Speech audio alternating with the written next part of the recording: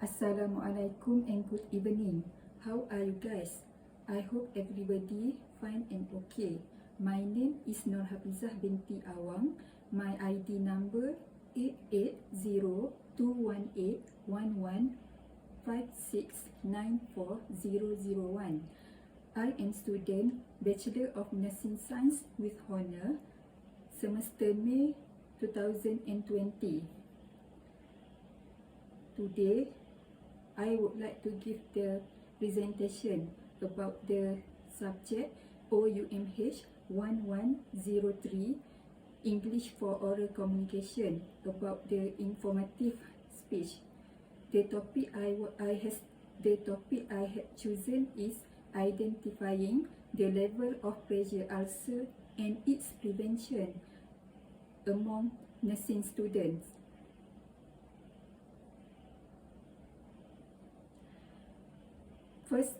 First of all, I would like to introduce the definition of pressure ulcer. According to European and National Pressure Ulcer Advisory Panel 2009, pressure ulcer is a localized injury to the skin or underlying tissue, usually over a body prominence as a result of pressure or pressure in combination with shear. A pressure ulcer or bed sore is a serious problem in the hospital and at home.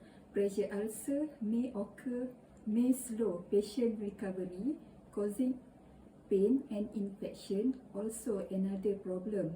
Then, pressure ulcer tend to occur over bony body part such as elbow, hip, heel, buttock and sacral that patients sit on or lie on for long period of time. The pressure squeeze tiny blood vessels that supply the skin with adequate nutrient and oxygen. When the skin goes on without the nutrient and oxygen for long time, a pressure ulcer forms. The area become red at first. If not treated quickly, for example, frequent changing patient position, patient may get the damage of the skin and muscle. Next, I will explain about the prevalence of pressure ulcer global. According to World Stop Pressure Ulcer Day 2014, has showed as nearly 700,000 patients was affected by pressure ulcer every year. Around 186 and 617 patients develop a new pressure ulcer in acute care each year. And another study, according to 2014 Coloplast Pressure Ulcer Summit report that 60,000 people was died as a result of the complications of pressure ulcer globally. Hence, I am going to talk about the stage of pressure ulcers, that is stage 1, 2, 3 and 4. Also, I would like to discuss about the prevention of pressure ulcer to overcome the complication that patients are at risk of. The stage and prevention of pressure ulcer are as follows. In the stage 1, sores are not open wounds. The skin may be painful, but it has no breaks or tears.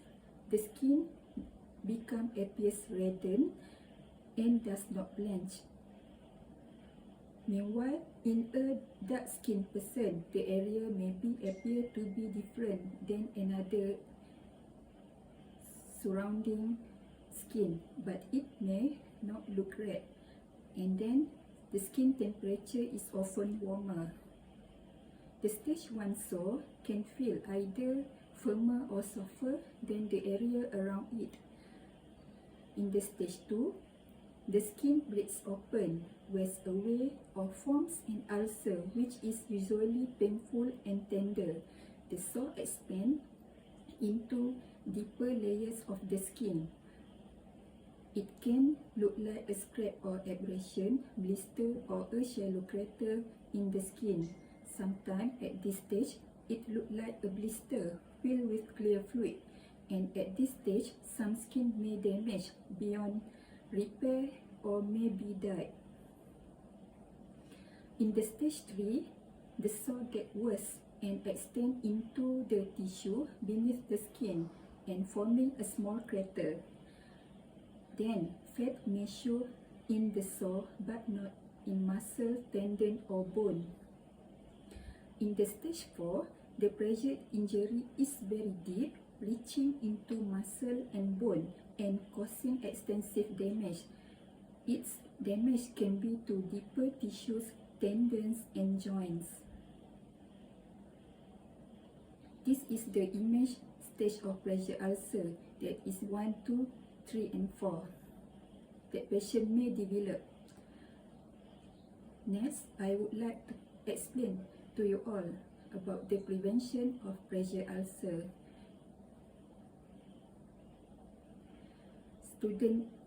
First one is student nurse should have knowledge and practice about pressure ulcer.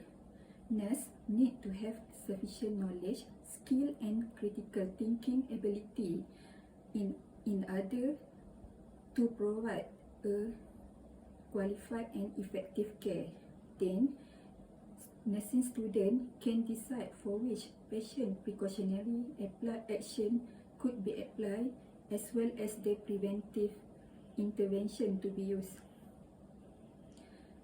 The nurse supervisor, faculty, and management also should conduct in-service training, upgrading courses, continuous monitoring and support, and also ensuring availability of the necessary facilities and equipment to improve nurses' knowledge and practice regarding to prevention of pressure ulcer.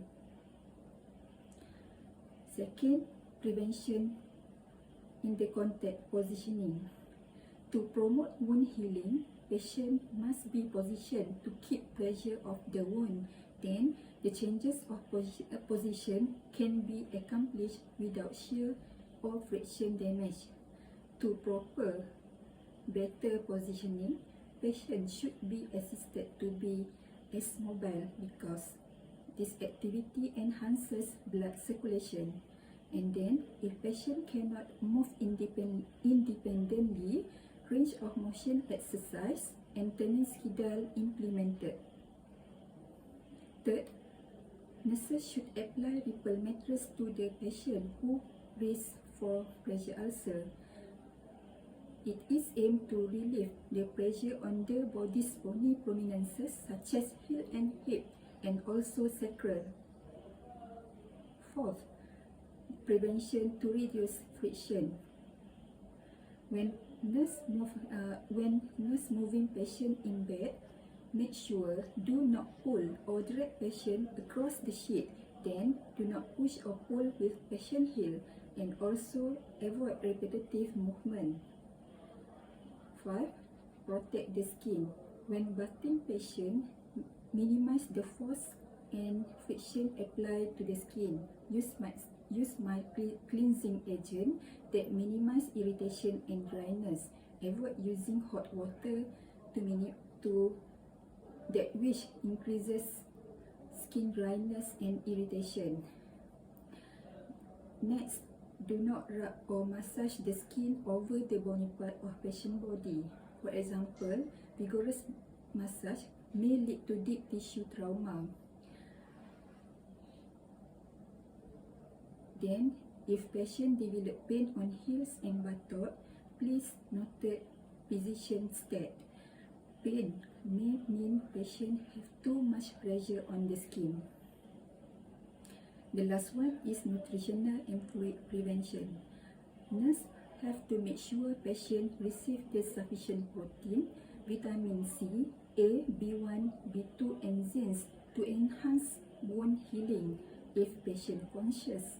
And nursing student should assist patient to take at least 2,500 ml of fluid if no contraindication to promote wound healing.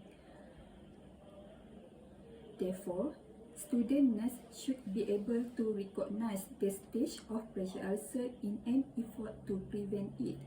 Also, all patients who are identified as being at risk should have a management plan to prevent development of pressure ulcer, optimize healing, and prevent complication of existing pressure ulcer. Prevention is better than cure. Despite of that, nurses also have important role in the protection of skin integrity and prevention of the complication, as per UZUN 2010.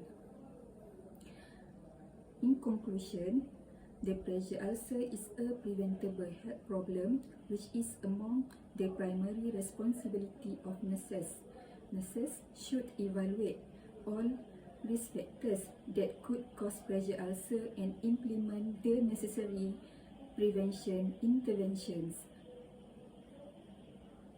Thus, prevention of pressure ulcers is an indicator of quality of care. That's all for my presentation today. Thank you very much.